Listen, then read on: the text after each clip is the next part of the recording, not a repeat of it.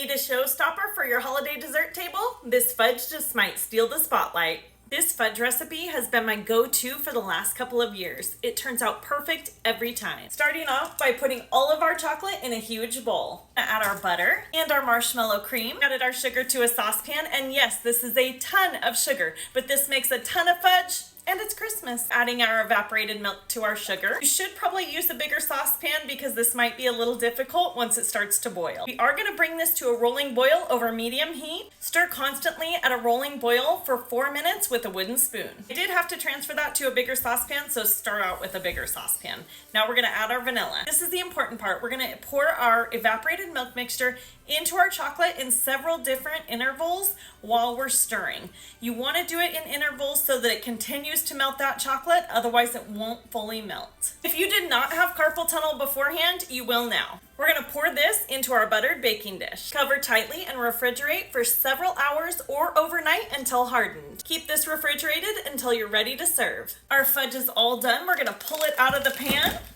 and onto a cutting board. Now with fudge, you really do want to cut in very small squares because it's super rich. I froze a couple of bricks of my fudge and I'm going to pull it out about 2 to 3 hours before serving and let it thaw at room temperature. And there you have it, Copycat C's fudge recipe. Cheers!